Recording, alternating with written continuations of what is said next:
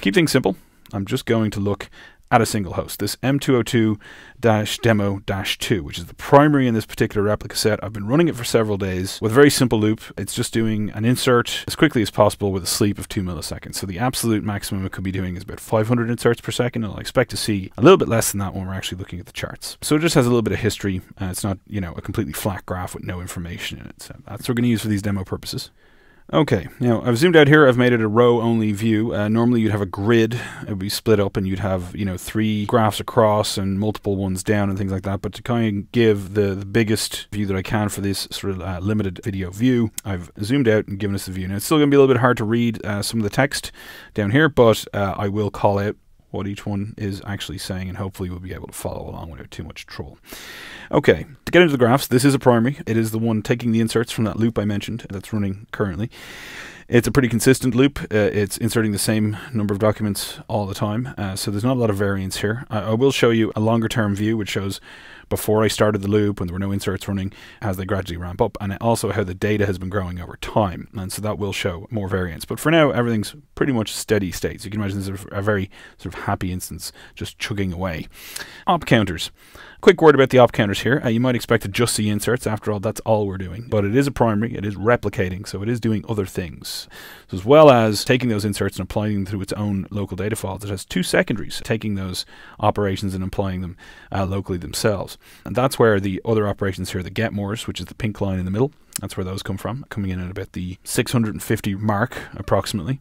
And the commands currently coming in at about 875. The reason why those are our highest here is because there will be significant sort of replica set housekeeping here with a constant insert rate, whereby the primary is keeping track of what's being done on the secondary. So that's where those commands are coming from. And then the inserts that we kind of expected coming in about the 450 mark, right? Occasionally get up to sort of 460, and that's the bottom line there, that sort of off green color. You don't have to remember all these things. If you're looking at them constantly, eventually you'll know that off-green color corresponds to inserts. You'll become very familiar with it. But you don't have to keep all of this in your brain. There is help at hand for each one of these graphs. So if you can't remember what a particular line means, and the hover over is not giving you any further hints, it's pretty decent here. Command, insert, update. Pretty self-explanatory.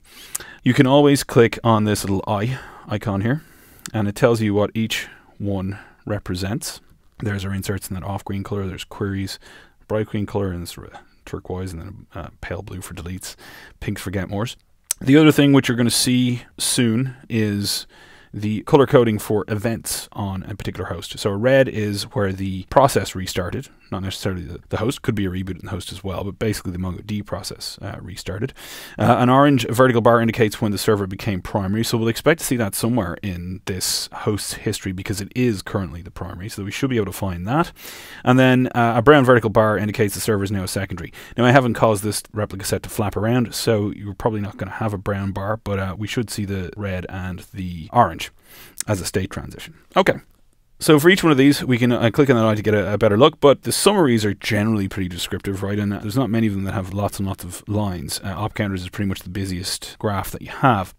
And one further note on that point is that you can actually display op counters on separate charts. So occasionally you'll have a situation, for example, where these op counters are on vastly different scales, but they're still relevant. So you might have, thousands and thousands of inserts, but you want to see what your updates look like. And there's still a couple of hundred of them, but it's very hard to see, and they're generally being washed out by other operations. So if you want to see those individually, there's an option over here on the top right where I selected row. So originally we had the grid view and I selected row previously. There's also an option to display chart annotations and to display op counters on separate graphs. So I'm going to make sure both of those are still there. We'll go back to our row view. And now if we scroll down, because they'll be at the bottom, we can see that each one of those, what were previously different colors, different values on the same axis, are now broken out. There's queries, there's updates, there's deletes, pretty low. There's getmores, inserts, etc. I'm going to go back to the original view because it's just a little bit more abbreviated and easier to look at. Okay, and I'm just going to show you a different granularity. So across the top here, as well as being able to select which charts you want, and there's another view of the adding chart piece down at the bottom, which I'll show you when we get there.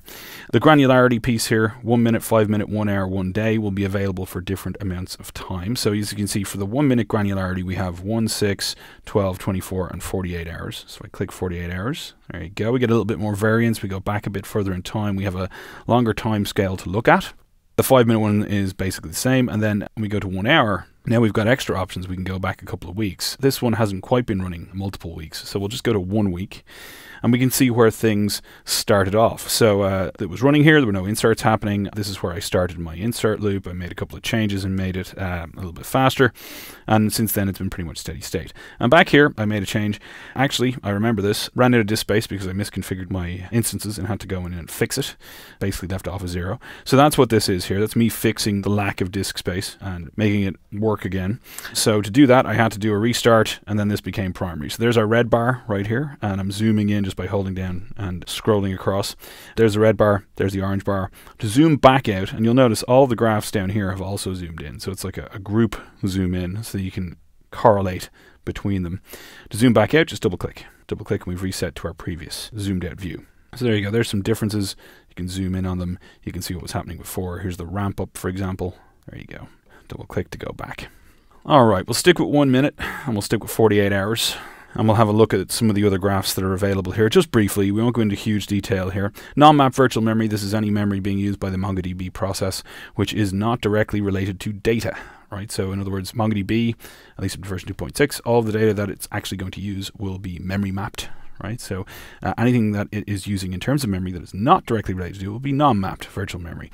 Things like the heap for connections, memory being used for memory sorts, any other sort of housekeeping that the process has to do that requires some memory, that's what's going to be in here. Generally, you'll see this related to the number of connections. If you had 5,000 connections, you're going to have 1 meg per connection, so you'd end up with, 5 gigs of non-map virtual memory. But for a pretty sort of inactive cluster here, this is going to stay pretty much the same. No massive usage here.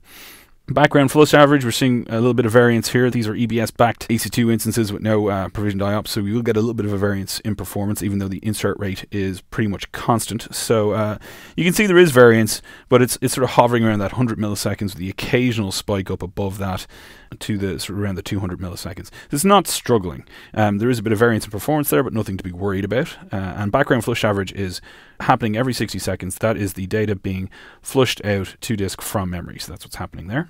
Cursors, not a lot going on here because we only have 1 loop doing any inserts, and then a couple of cursors to actually replicate to the secondaries. Connections, again, not much going on here. Probably just me connecting and checking things, and the monitoring agent connecting every once in a while, things like that to gather the stats. This is a more interesting graph. It graphs memory. Now, the interesting piece here is that resident is now flat. These are M3 mediums, so it looks like they're getting saturated in terms of resident memory, that is active memory, active physical memory that the MongoDB process can actually access at any given time at about the 2.2 gigabyte mark. However, mapped and virtual are continuing to increase, and that will be the case as long as we keep adding data. Mapped will be directly related to the size of the files on disk, and virtual will basically be double that, and that's an effect of journaling, which we explain in more detail in other lessons. But there you can see the data being added over time, step increments as we add new 2 gig files to the data files, and that's what's happening there. The lock percentage, hovering just under the 2% mark, a little bit of variance, showing the effective lock percentage. So it's kind of showing you an amalgam of the, if you had multiple databases here, this would be far more complex. We only have 2. We have the local database, which is where your oplog is used for replication, and the M202 database, which is what I'm using to do my test inserts. So if we look at local, the lock percentage is about 0.6, which means that most of that effective rate is probably coming from M202. Yep, that's hovering at just over the 1.5%. So that kind of makes sense. And the effective rate is a good bellwether, and then you zoom into individual databases to find out where that lock is sort of coming from. Replication oplog window is pretty much constant here, which you'd expect with a constant insert rate. What it represents is the difference in time between the last operation in an oplog and the first operation in an oplog. In this case, you probably can't read that, but it's 2.3 hours. That's not very big for an oplog. I purposely made them small to make them fast to provision, and it is just for demo purposes, so we're not going to worry about it too much. But it does mean that 2.3 hours is how long a secondary could be down before it becomes stale, at least as long as the insert rate stays at its current level. So that can be an important metric to be aware of, particularly if it starts to decrease over time, usually as a result of you increasing your insert rate or update rate, and therefore you're sort of cramming more operations into that fixed buffer that is the oplog, which is the capped collection. Database storage, as you would expect, which you've already kind of seen in the memory piece, is going up over time, and this will be in lockstep, very, very similar to that virtual and mapped memory graphs that we saw in the memory graph. And there you go, that's going up over time. That's as we'd expect. And the last one that I'll just mention really quickly is uplog gigabytes per hour. It's not one that we've always had. This is a relatively new addition to MMS, and the reason why it's quite a nice one to have is that uplog gigabytes per hour is one of the things that we charge for in backup. So if you decide to use the backup agent to back up your data, this will let you have a good estimate in terms of how much it's going to cost. And in fact, there's some options to do that in the backup agent to determine approximately how much it's going to cost. It'll give you an estimate, and it'll be doing it based on your current usage and your uplog gigabytes per hour and your current dataset size, that kind of thing.